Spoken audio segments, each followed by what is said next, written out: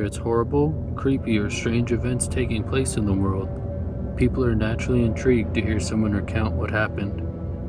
News outlets and other forms of media thrive off reports on tragedies and other weird events alike. So from a 2000s child star who seemed to have lost his sanity, to a man who witnessed something horrible on a bus, here are 5 interviews that will leave you on edge.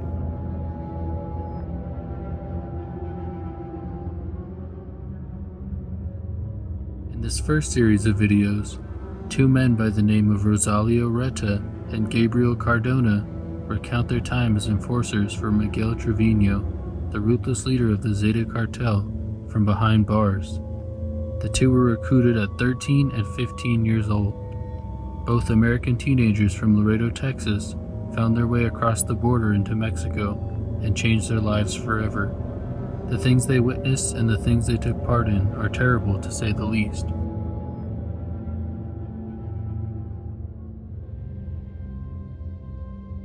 We drove to a little ranch in the outskirts of Nuevo Laredo, and that's the first place where I seen people getting executed, people getting burnt alive. Trevino was in the middle of everything. He was the one in charge. He started trying to intimidate me. And he asked me if I had ever killed somebody. And me not knowing what to do, what was going on around me, I just said yes. But I don't even know why I answered that quick, why I said yes. And that was the first time that I had to shoot somebody, that very same night. I seen one time Miguel Trevino was torturing somebody. It was 2 brothers. And he made one brother kill the other one. He told them, look, only one of y'all is gonna live. So you have to kill him, or you kill him, so decide. I already knew that he was gonna kill the both of them, but he just wanted to not torture these people, not physically, but mentally. Mess them up in the head, to where one of them had to kill one another. They had to decide who's gonna die, who's gonna get to go home.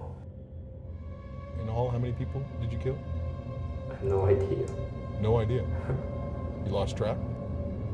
Okay, it's so island world, man. And when you're in Mexico, I mean, could you guess? Are we talking like 10, 20, 30, 50? Between 20 and 30. I've known this man, and he's not gonna tell you to do something that he won't do himself. And that's why a lot of people follow him.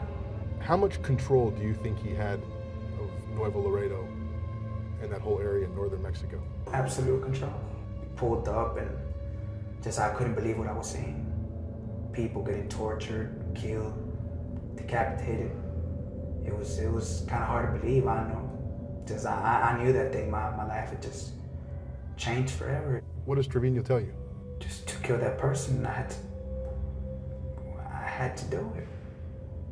What other option do I have? If I don't do it, I know it's gonna happen to me. And then after you did it, you shot him? Yes, sir. How many times? Multiple times. Day I'm never gonna be able to forget. Because after that, I didn't have no life. But you kept on killing after that first time at that ranch. I had to. That's what a lot of people don't understand. It was great. Did you feel like you could do whatever you wanted? You were untouchable? Yeah, it gives you that sense. It gives you that sense that you can do whatever without being touched, or having that sense of power. You enjoyed the money, but did you enjoy the killing? You enjoy the money. You don't enjoy what you're doing. Either. But it doesn't seem to bother you that much. No. I couldn't take it anymore. That's one of the risks I took, that I just couldn't take it anymore. It was real hard for me. It was, I wasn't living my life.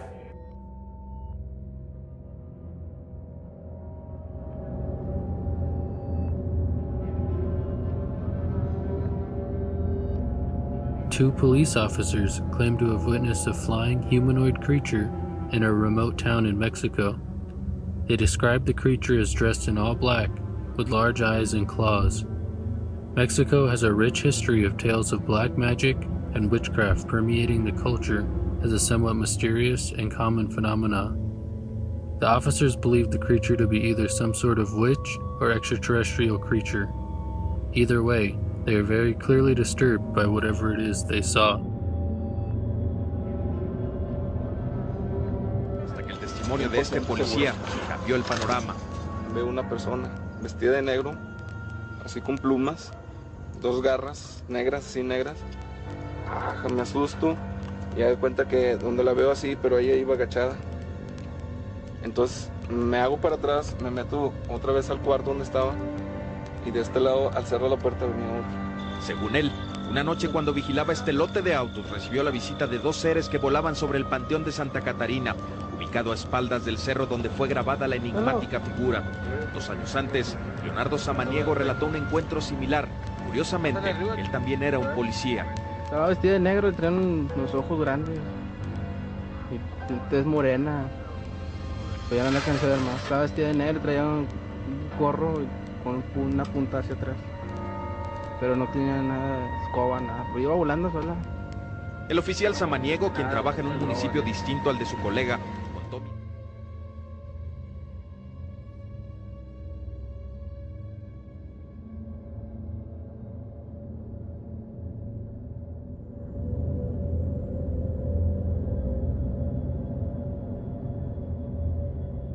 On July 30th of 2008, 22-year-old Tim McLean was riding on a Greyhound bus along the Trans-Canada Highway. He was returning home to Winnipeg after working at a fair in Edmonton. He sat at the rear of the bus, one row ahead of the toilets. At about 6:55 p.m., the bus departed from a stop in Erickson, Manitoba, with a new passenger, 40-year-old Vince Lee. Lee originally sat near the front of the bus, but moved to sit next to McLean following a scheduled rest stop. McLean barely acknowledged Lee. He then fell asleep against the window with his headphones on. Soon after, Lee brandished a large knife before stabbing, decapitating, and partially cannibalizing McLean. His tongue, ears, and nose were found in Lee's pockets, and his heart half-eaten. A man by the name of Garnet Catton was a row in front of the two men when the stabbing began, and unfortunately had to witness the horrible event. As he's being interviewed, he's clearly still in shock describing the whole ordeal, appearing to exhibit what is called the 1,000-yard stare, which is the blank, unfocused gaze of someone, generally a victim witnessing or being subject to some type of traumatic event.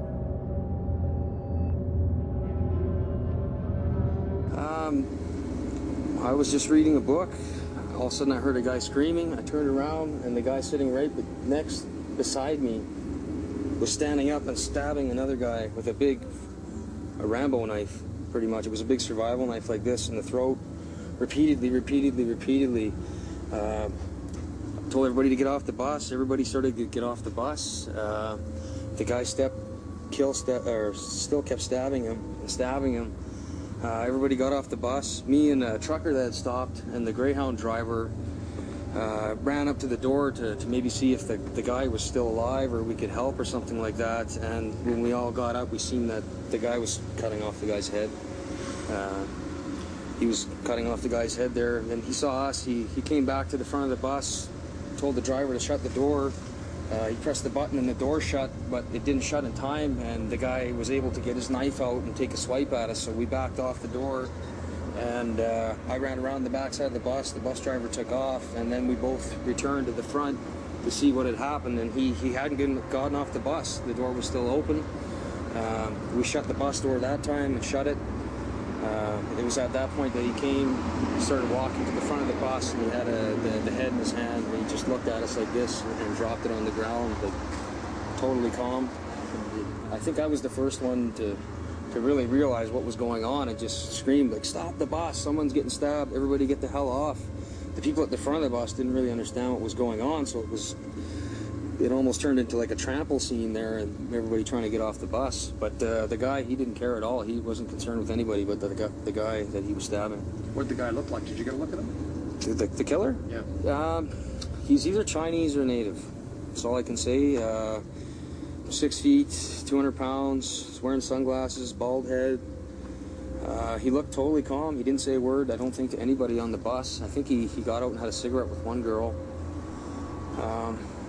Nothing, just totally calm. The guy that he stabbed was listening to his headphones and sleeping. He didn't do anything to provoke the guy. The guy just took a knife out and stabbed him. Started stabbing him like crazy and cut his head off. I just wanted to help me and the driver wanted to get the guy stuck in the bus. And at that point, when we saw the head, we knew that the guy was dead, so. Was he sitting next to him? Did it seem like they were traveling together? Yeah, he sat right next to the guy that he killed. Were they friends? No, I don't think that they were at all. He didn't say anything when the guy got on the bus. I honestly don't think that the guy knew him at all. I think he was just really crazy. So there were no words exchanged beforehand? Nothing. No warning? Nothing. No warning. Was he saying anything during your time? Nothing. The guy was totally calm, and when he came and he brought the head and he looked at us and dropped the head, it was just like he was having a day at the beach. Like, he couldn't be bothered by anything else. Where were you sitting when it all started? I was sitting just in the seat in front of the killer and the victim on the window. On the front of the bus, the middle of the bus? It sits right at the back, right by the toilet. The killer was right in front of the toilet seat. In the very last seat of the bus? Did the victim scream? Did he wake up? Did he yell? Yeah, the victim it was a blood-curdling scream. Like that, just reading my book, and all of a sudden I heard it. It was like something between a dog howling and a baby crying. I guess you could say it was. I don't think it'll leave me for a while. In March of 2009, Lee pled not criminally responsible for the incident on account of a mental disorder. He claimed to have carried out the attack because he was hearing voices he believed were from God, telling him that McLean was a demon and that he needed to destroy the demon or he himself would be killed.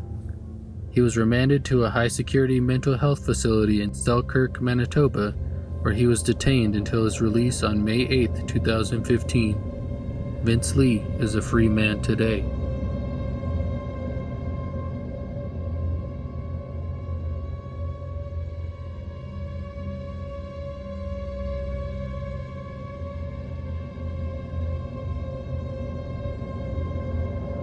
In the late 90s and early 2000s, Orlando Brown was enjoying a successful career as an actor, rapper, and singer, his most recognizable acting role being that of Eddie Thomas in That's So Raven, which ran on Disney Channel from 2003 to 2007. He brought humor and life into his roles, which made him very likable in whatever he was in. Unfortunately, in his older years, he found himself in quite a bit of trouble. Brown was arrested in 2016 and 2018 for multiple counts of possession of methamphetamine and an incident of domestic battery following an altercation with his girlfriend in public. The drugs clearly took a toll on Brown's mental state, as shown when he appeared on Dr. Phil's show, where he talked incoherently, making no sense with his statements, believing himself to be the son of the late pop star Michael Jackson, and even referring to himself as Orlando Brown Prince Michael Jackson Jr. He also stated that he had 4 children, 2 of whom he had never met and whose names he did not know. He then changed the ages and names of his children when asked again about them. Take a look. There are long-term effects when we do crystal meth and things that can really affect the neurotransmitters in our brain. And whenever we do certain drugs, it can connect half a thought with another half a thought, so it can get pretty confusing. And I think there's a real good chance that what you've been through has caused you to have some neurological disruption.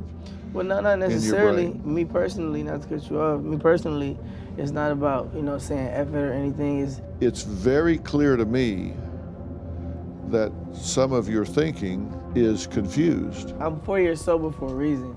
I just now got out of rehab. I just now got out of ER. I'm not doing no more time away from my kids. So you want to get back to your kids? Yeah, it's like I want my kids to be with me at Neverland. I just don't want to. And how old are your kids? I got a 2-year-old, 2-year-old, 5-year-old. I think it's 8 and 11. All right, now, and what's the 2-year-old's name? 2-year-old, still in the belly. Still in the belly. We don't know yet. Okay, and what's the 5-year-old's name? That's Mason. And the 11-year-old? Shyler. Okay, can I show you something? Yeah. I asked you before if you had kids. You said, yes, I have 4. Mm-hmm. And I said, okay, what are their ages? You said 2, 5, 11, and 16. Mm-hmm. I said, what's the 2-year-old's name? You said Shyler. Okay. The 5-year-old is Mason. Right. The 11-year-old is John. Right. 16-year-old, I don't know. I got to find out. Right. I asked you this time. You said the 2-year-old don't know the name because it's still in the belly. That's because I have a baby on the way as well. I just mentioned that. So the 2-year-old is still in the belly. So that means that child has been in there for 2 years. Not necessarily. And then you said the 5-year-old is Mason. Then you said there's an 8-year-old. Up here you didn't say there was an 8-year-old. Down here you said there's an 11-year-old, and you didn't mention a 16-year-old. Did you not hear me say before you started this whole conversation about my kids? What I said was I have a lot of kids, but I'll say I'll have 4 right now. That's exactly what I said. So me as a father is still trying to jump back into that life and figure out who everybody is. You can't ridicule me for not knowing exactly. I'm not ridiculing you. All right, well, yeah, because I mean, of course I'm gonna make a mistake if I haven't seen my kids. They were taken from me. But how long has it been since you've seen these kids? Bro, honestly, I see my kids everywhere. But at the end of the day, like I said, I barely see them. I don't know them. They don't know me. That's what this whole thing is about.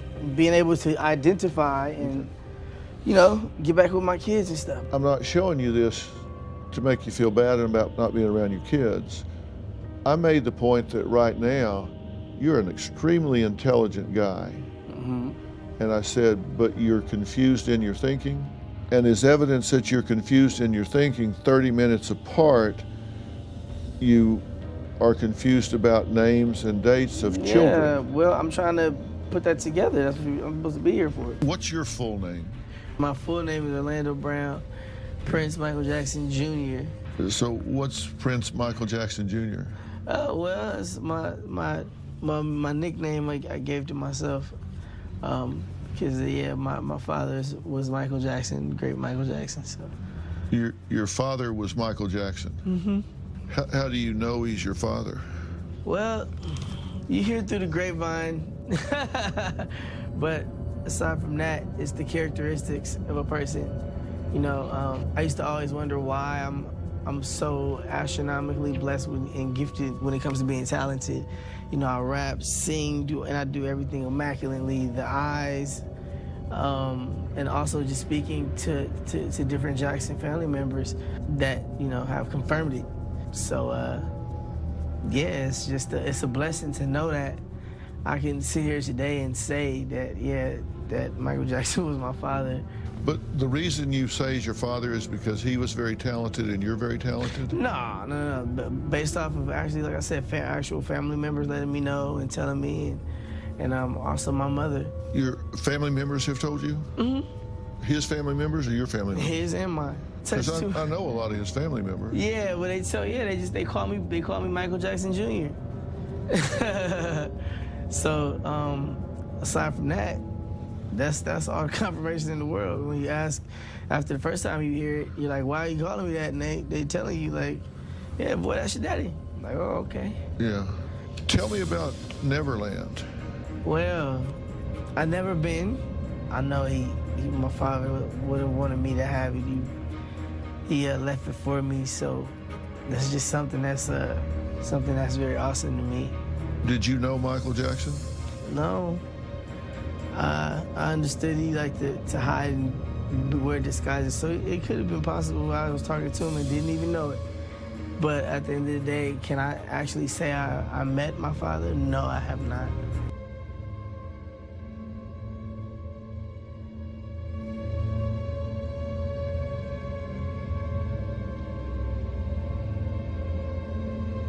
A mystery woman appeared on a TV show in the early 2000s. Her face was reflected in a broken mirror throughout the interview in an attempt to protect her identity. The TV program was hosted by a woman named Patricia King. King is a prolific voice in Christian ministry, having done everything from motivational speaking, to writing books, to hosting and producing television programs. The woman on her show claimed to be previously affiliated with some sort of cult or organization practicing theistic Satanism and devil worship. During the interview, she claimed to be a high priestess and the fifth bride of Satan with supernatural abilities such as levitation and telekinesis. She describes a horrible tale of being witness to several instances of human sacrifice during many rituals held by the group she was a part of. She describes how the cult was made up of many individuals, including high-ranking government officials and other individuals affiliated with law enforcement and military. She claimed they allegedly held and continue to hold people in caves and caverns throughout America to be used for their practices, as either sacrifices or prisoners. This would be a completely terrifying reality if what she says is true. Decide for yourself.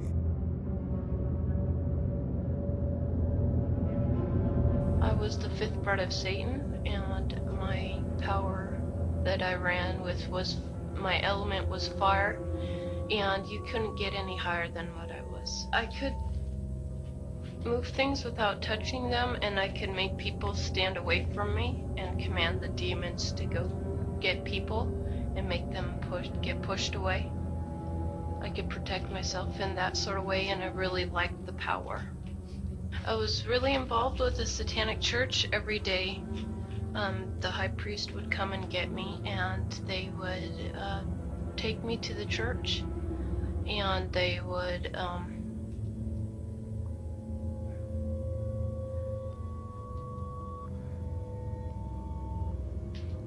violate me, but we'd have communion every day, and that consisted of blood and urine and semen and a black widow, and that was, yeah, an everyday part of my life. How did you feel about that?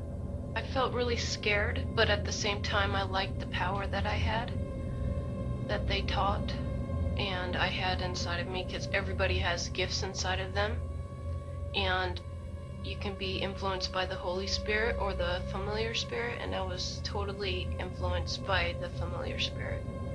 I had Satanists around me, constantly following me. You saw many very ugly things, like animals get sacrificed, even humans, and other really terrible things. Did it ever occur to you that this was evil? No, because I was so brainwashed at the time, because when I was 4 years old, I was raped and molested by a high priest, and I knew nothing else of all that stuff, and I was just brainwashed with the Satanism and knowing that Satan was God and God was not real. Satan was God for me. And I thought, yeah, I was so numb to it, really. What is the primary goal or purpose of Satanism? Yeah, their purpose is to rule the world. What was your purpose? My purpose was to get all the power that I could and to get as high up as I could. You have explained to us that there was human sacrifice that went on inside of the Satanic Church and inside of Satanic ritual. Can you tell us how this was done? How did they murder people? All the children's posters that you see that are missing, they're pretty much dead. They have underground caverns in the mountains, and they keep the children and the kids and the women and men there. And then at a certain time in mid-September, October, they take them out, and they're so... Remember when I told you I could make people get away from me? Like, they'd make the people so numb with curses and stuff, and they'd also drug them up, and they'd take a sacrificial knife and they'd start from the chest and move all the way down to your abdomen. And then that's how they sacrificed, and they collect the blood and they drink it. When the mid-September through mid-November, they sacrifice babies and nothing but babies, because they need the pure blood of the untainted children. And I was really... I didn't understand what it was like. I just can't believe I'm seeing this every year of my life. I've experienced that, and that was the hardest part for me. Is like hearing those babies literally scream and cry. And then seeing their blood flow. It was horrible.